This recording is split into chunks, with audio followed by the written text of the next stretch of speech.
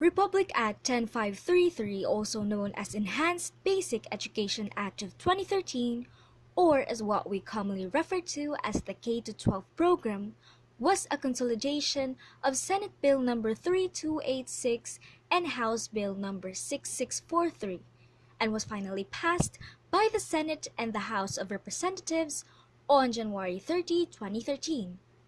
It was approved on May 15, 2013 by the then President Benigno S. Aquino III. Republic Act 10533 is an act enhancing the Philippine basic education system by strengthening its curriculum and increasing the number of years for basic education, appropriating funds, therefore, and for other purposes. Section 2, Declaration of Policy states that the state shall establish, maintain, and support a complete, adequate, and integrated system of education relevant to the needs of the people, the country, and society at large. For this purpose, the state shall create a functional basic education system that will develop productive and responsible citizens equipped with the essential competencies, skills, and values for both lifelong learning and employment. In order to achieve this, the state shall A. Give every student an opportunity to receive quality education that is globally competitive based on a pedagogically sound curriculum that is at par with international standards.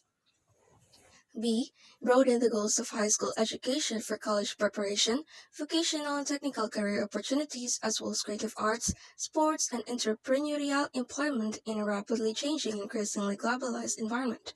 And C. Make education learner-oriented and responsive to the needs, cognitive and cultural capacity, the circumstances, and diversity of learners, schools, and communities through the appropriate languages of teaching and learning, including mother tongue as a learning resource. Section 3 Basic Education states that the education is intended to meet basic learning needs. It should encompass the kindergarten, elementary, and secondary education, as well as alternative learning system and those with special needs. Meanwhile, Section 4 Enhanced Basic Education Program encompasses at least a year in kindergarten, 6 years in elementary, and 6 years in secondary education. Before this, the Philippine education system only had 4 years in secondary education.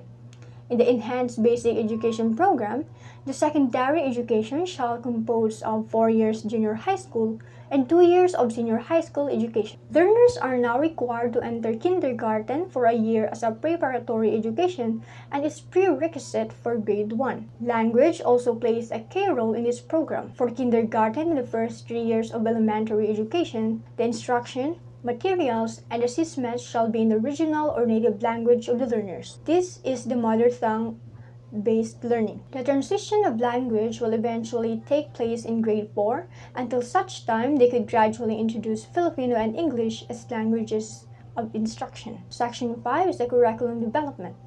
The Department of Education shall formulate the design and details of the Enhanced Basic Education Curriculum. It shall work with the Commission on Higher Education or CHED to craft harmonized basic and tertiary curricula for the global competitiveness of Filipino graduates. The Department of Education shall coordinate and undertake consultations to different government agencies like Department of Labor and Employment or DOLE and Professional Regulation Commission or PRC. The DepEd shall adhere to the following standards and principles in developing the enhanced basic education curriculum.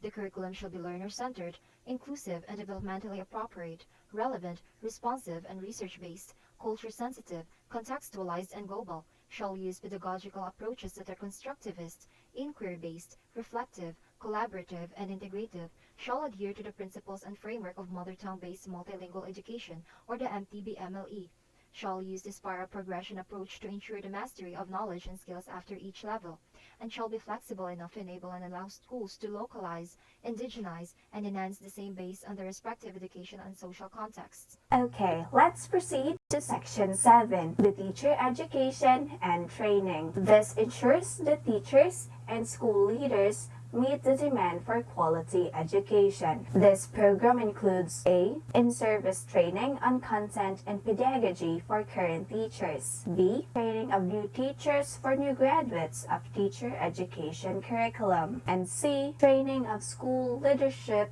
for superintendents, principals, subject area coordinators, and other instructional school leaders. Moving on to Section 8, the hiring of graduates of science, mathematics, statistics, engineering, and other specialists in subjects with a shortage of qualified applicants in technical vocational courses and higher education institution faculty. This section states that graduates of science, mathematics, statistics, engineering, music, and other degree courses can teach in their specialized subjects in elementary and secondary education, provided that they pass the LAT within 5 years of hiring, or if they are willing to teach part-time only.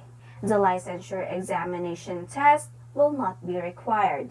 For technical vocational courses, they should possess necessary certifications from TESDA and shall be trained by DepEd and other higher education institutions. Faculty of HEIs with bachelor's degree can teach general education aligned with their degree. And lastly, DepEd can hire part-time private practitioners who are experts in specialized learning areas. Section 9, Career Guidance and Counseling Advocacy. This guides students in choosing their career tracks. Guidance counselors shall conduct career advocacy activities to secondary level students.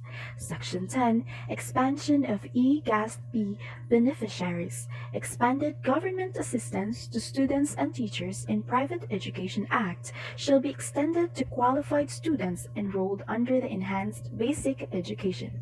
And lastly, Section 16, Implementing Rules and Regulations.